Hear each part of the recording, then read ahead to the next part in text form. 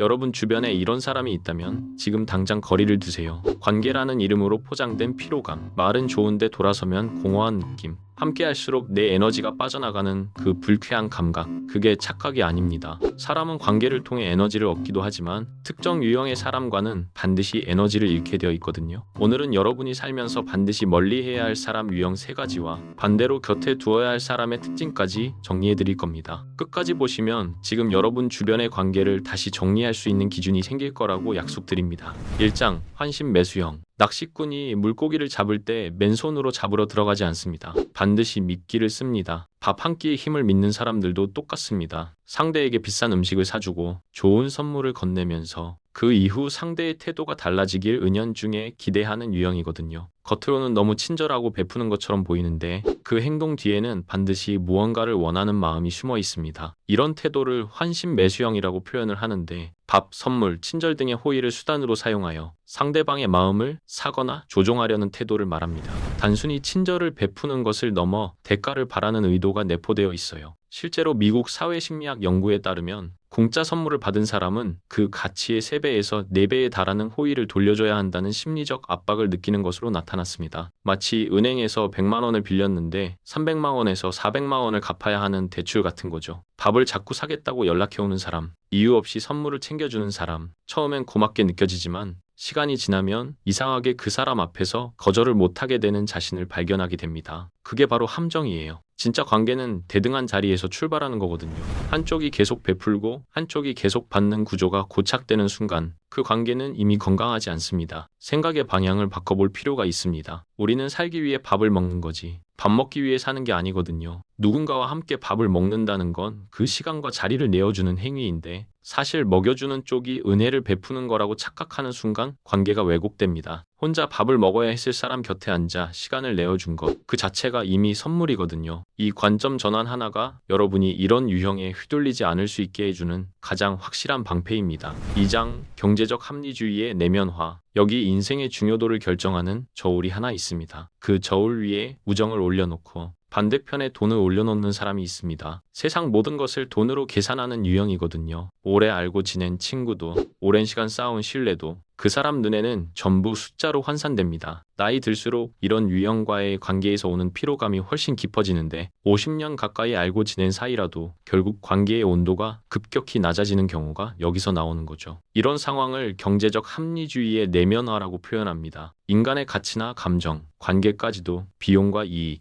효율성의 논리, 즉 돈으로 따져보고 결정하는 태도가 개인의 사고방식에 깊이 자리 잡은 현상을 말하는데 이는 단순히 돈을 밝히는 것을 넘어 현대 사회의 모든 상호작용을 손익계산서처럼 처리하려는 경향을 시사합니다. 관계 자체를 비용 대비 이익으로 따지는 사람은 여러분이 이익이 되지 않는 순간 바로 태도가 달라지거든요. 마치 주가가 떨어지면 바로 팔아버리는 투자자처럼요. 여러분은 그 사람에게 주식 종목인 겁니다. 미국 노트르담 대학교 연구팀의 2023년 조사에 따르면 관계에서 물질적 이익을 우선시하는 사람일수록 장기적인 신뢰 관계의 형성 능력이 현저히 낮고 상대방 역시 해당 관계에서 정서적 소진을 더 많이 경험하는 것으로 나타났습니다. 쉽게 말해서 돈 계산 먼저 하는 사람 곁에 있으면 여러분이 먼저 지친다는 겁니다. 돈이 나쁜 게 아닙니다. 살아가는데 돈은 분명히 필요하죠. 하지만 살아가기 위해 돈이 필요한 거지 돈을 위해 살아가는 건 아니거든요. 진짜 문제는 이 유형과의 관계에서 여러분이 모르는 사이에 여러분도 모든 걸 돈으로 계산하기 시작한다는 겁니다. 흰 옷을 입은 사람이 먹물 옆에 오래 서 있으면 먹물이 결국 흰 옷에 튀기 마련이듯이 오염되는 거예요. 이런 사람 곁에 오래 있으면 그냥 보고 싶어서 보고 싶은 감정, 함께하고 싶어서 함께하는 마음이 서서히 사라집니다. 관계가 시장이 되는 순간 사람은 상품이 되고 마는 거죠.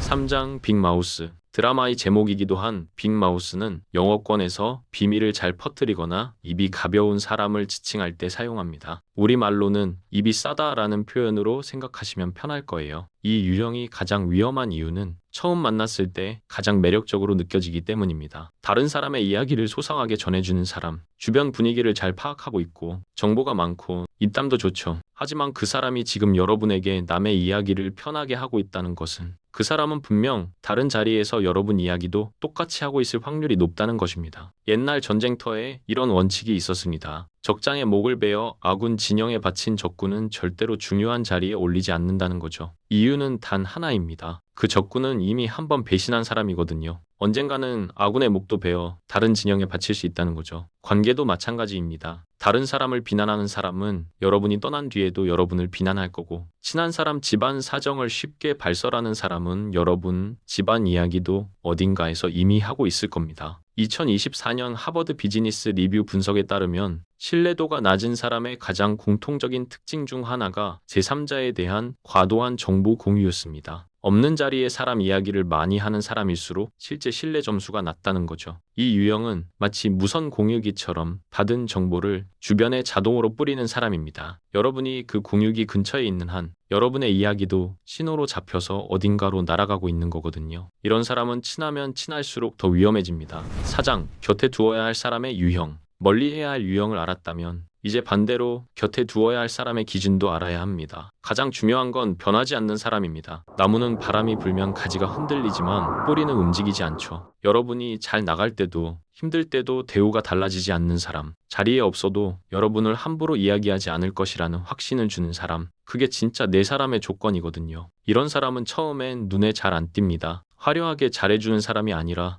조용히 일관된 사람이거든요. 그 다음은 눈이 편안한 사람입니다. 심리학적으로 첫 만남에서 신뢰를 형성하는 데 가장 크게 작용하는 요소 중 하나가 눈맞춤의 질이라는 게 밝혀져 있습니다. 마치 현관문 같은 거예요. 너무 꽉 잠겨 있어도 들어갈 수 없고, 반대로 너무 활짝 열려 있어도 불안하죠. 부드럽고 편안하게 눈을 마주치는 사람 곁에서 사람들은 훨씬 더 안정감을 느끼는데, 눈이 편안한 사람은 되게 내면도 편안합니다. 여러분 에너지를 빨아들이는 게 아니라 함께 있으면 오히려 충전이 되는 거죠. 마지막으로 기다려주는 사람입니다. 기다린다는 건 단순히 시간을 내어주는 게 아닙니다. 씨앗을 심고 물을 주면서 꽃이 피길 기다리는 농부처럼 상대의 속도와 가능성을 믿는다는 뜻이거든요. 연구에 따르면 장기적으로 관계 만족도가 높은 사람들일수록 서로를 재촉하지 않는 경향이 있다고 합니다. 기다려주는 사람 곁에서는 여러분도 자연스럽게 더 나은 사람이 되려고 합니다. 말로 하는 응원이 아니라 존재로 하는 응원이 그겁니다. 5장, 관계를 정리하기 전에 먼저 해야 할 것. 나쁜 유형의 사람을 멀리하는 것만큼 중요한 게 있습니다. 바로 내가 먼저 그런 사람이 되지 않는 것이거든요. 거울을 닦기 전에 내 얼굴을 먼저 씻어야 하듯이 내가 남의 이야기를 쉽게 하고 있지는 않은지, 관계에서 이득을 먼저 따지고 있지는 않은지, 밥 한 끼로 상대방을 묶어두려 하지는 않는지 먼저 돌아볼 필요가 있습니다. 자기 자신을 용서하고 작은 성취에도 스스로를 인정해주는 사람이 비로소 건강한 관계를 맺을 수 있거든요. 자기를 사랑하지 못하는 사람은 타인도 진심으로 사랑하기 어렵습니다. 빈 컵으로는 다른 사람 컵을 채워줄 수 없는 것처럼 내 안이 먼저 채워져야 흘러넘쳐 남에게도 닿을 수 있는 거거든요. 심리학에서는 이를 자기 존중감이 관계의 질을 결정한다고 정리하는데, 실제로 자기 존중감이 높은 사람일수록 건강한 경계선을 유지하면서도 따뜻한 관계를 오래 유지한다는 연구 결과가 일관되게 나옵니다. 내가 먼저 나에게 좋은 사람이 되어야 좋은 사람을 알아보는 눈도 생기는 겁니다. 오늘 이야기가 도움이 됐다면 구독과 좋아요 부탁드리겠습니다. 그리고 지금 내 주변에 이런 유형의 사람이 있다면 댓글에 어떤 유형이 가장 공감됐는지 남겨주시면 감사하겠습니다.